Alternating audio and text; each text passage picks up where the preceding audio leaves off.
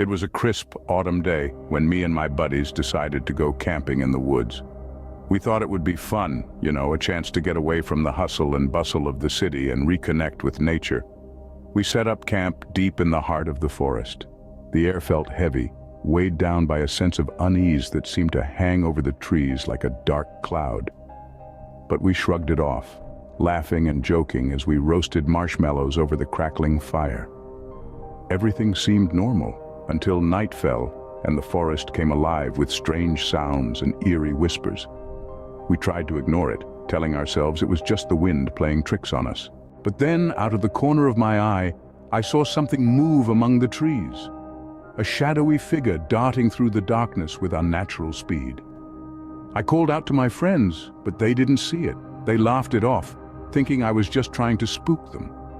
But I knew what I had seen, and it filled me with a sense of dread unlike anything I had ever felt before. As the night wore on, the whispers grew louder, filling my head with their haunting words. I was about to drift off to sleep. I heard a blood-curdling scream pierce the silence of the night. It was a sound that chilled me to the bone, a sound that spoke of unimaginable pain and suffering. I scrambled to my feet, my heart pounding in my chest, and followed the sound to its source. And there, in a clearing deep in the forest, I saw her, a young woman, her body battered and broken, lying motionless on the ground. As I looked into her lifeless eyes, I felt a chill run down my spine, knowing that I was standing in the presence of something not of this world. With trembling hands, I backed away from the clearing, the screams growing louder with each step I took. I knew I had to get out of there, to escape the forest before it consumed me whole.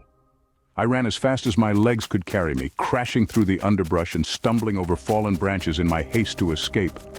But no matter how hard I tried, I couldn't shake the feeling that the forest was alive, watching me with unseen eyes as I fled into the night. Finally, after what felt like an eternity, I burst out of the trees and into the clearing where we had set up camp. My friends were waiting for me. I tried to tell them what I had seen, what I had encountered in the depths of the forest. But they didn't believe me, thinking I was just imagining things or playing some kind of sick joke. But I knew the truth. I knew that the forest was haunted by the spirit of the young woman who had died there, her soul forever trapped in a limbo of pain and suffering. And as we packed up our things and left the forest behind, I couldn't shake the feeling that her ghost was still out there, lurking in the shadows, waiting for the next unsuspecting victim to stumble into her domain. So, if you ever find yourself wandering through the woods late at night, be sure to watch your step. You never know what might lurk. I've always been a sucker for old stuff, so when I saw this dusty old dollhouse tucked away in the corner, I couldn't resist taking a closer look. The dollhouse was a real relic from the past, but there was something off about it, something that sent a shiver down my spine as soon as I laid eyes on it.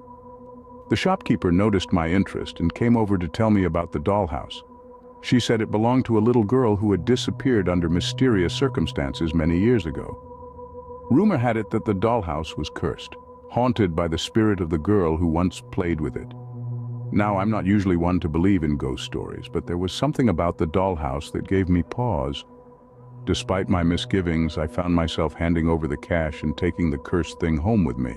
At first, everything seemed normal. I set the dollhouse up in my spare room, admiring its vintage charm. But as the days went by, strange things started happening. I would hear giggling coming from the dollhouse late at night, even though I knew I was home alone. And sometimes, when I would wake up in the morning, the furniture would be rearranged, as if someone had been playing with it while I slept. I tried to convince myself that I was just imagining things, that there was a rational explanation for what was happening. But deep down, I knew that wasn't true. The dollhouse was haunted, and there was no denying it. As the weeks went by, the activity in the dollhouse only grew more intense. I would find tiny handprints smeared on the windows, and sometimes, when I looked closely, I could swear I saw the dolls moving on their own. I started to feel like I was losing my mind, like the dollhouse was sucking me into its cursed world. I tried to get rid of it, but no matter what I did, it always found its way back to me, like it was bound to me by some unseen force. Then, one night, as I lay in bed trying to block out the sounds of laughter coming from the dollhouse, I heard a voice whispering my name. It was faint at first, barely audible over the creaking of the floorboards, but it grew louder and more insistent with each passing moment.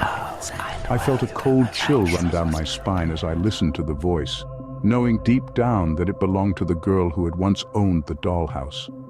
She was trapped inside, her spirit tethered to the cursed object for all eternity. I gathered up the dollhouse and all its contents and took them out into the backyard. I built a bonfire and watched as the flames consumed the cursed object, turning it to ash before my eyes.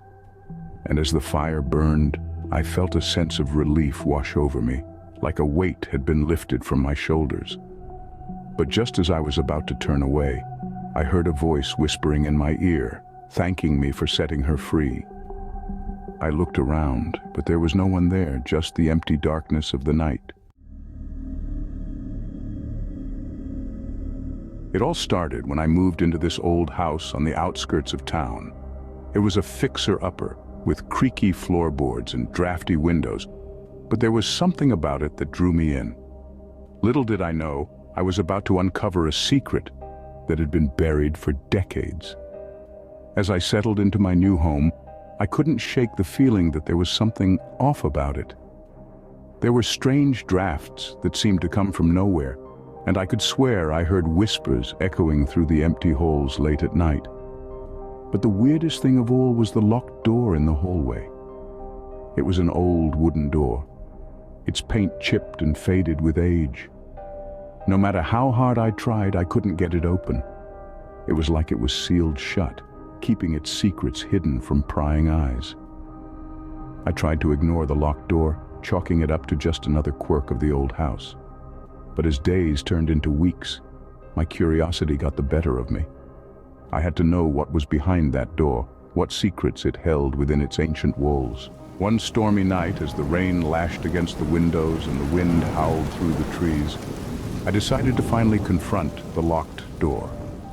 Armed with a flashlight and a sense of dread, I made my way to the hallway and stood before it, my heart pounding in my chest. With trembling hands, I reached out and tried the doorknob, half expecting it to be locked tight as usual.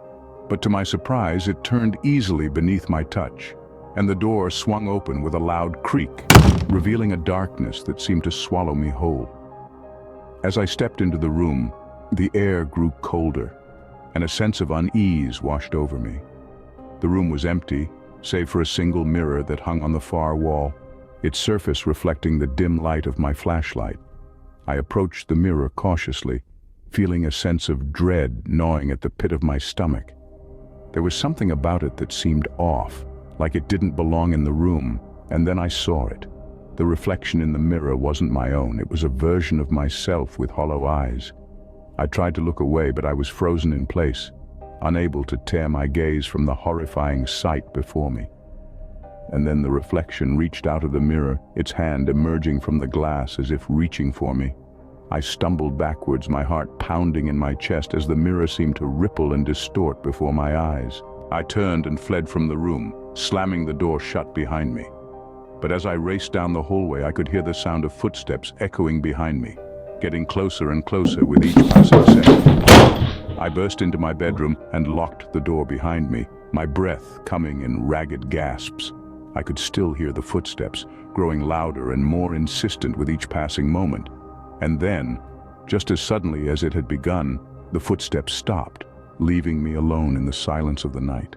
I never did find out what was behind that locked door, and I'm not sure I want to know.